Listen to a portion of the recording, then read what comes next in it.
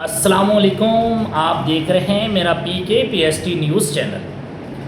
ناظرین، جو یہاں پر فلسطینیوں کے لیے قربانیاں دیتا تھا، جو یہاں پر پولیس والوں کی یہ باتیں سنتا تھا کہ پولیس والے کہتے تھے کہ اگر آپ کو فلسطینیوں کی اتنی ہی زیادہ فکر ہے تو آپ غزہ کیوں نہیں جاتے؟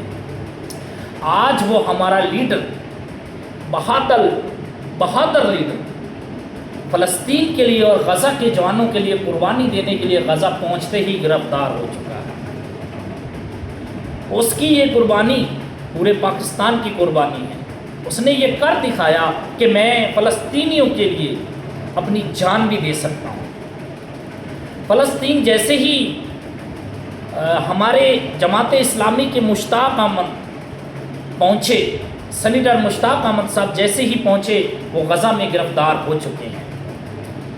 اب حکومت پاکستان کو یہ دلیرانہ فیصلہ کرنا ہے کہ سینیٹر مشتاق احمد کو اسرائیل سے واپس لینا ہے، کیونکہ وہ تقریباً 43 ممالک کا جو قافلہ تھا غزہ کے سمندروں کے اندر جیسے ہی پہنچا تو اسرائیل نے ان کے اوپر ایک پوری طرح اٹیک کر دیا تھا، جس سے پوری عالمی میڈیا کا جو رابطہ تھا وہ منقطع ہو چکا تھا، اور جس میں کافی لوگ زخمی بھی ہوئے ہیں، اور بقیہ جن لوگوں کو گرفتار کیا گیا ہے۔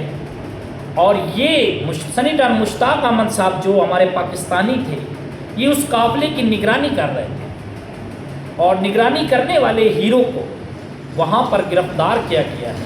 ان کی کچھ پکچرز وغیرہ آ چکی ہیں۔ ایسے بہادر لیڈر کو ہم دل کی گہرائیوں سے خراج تحسین پیش کرتے ہیں۔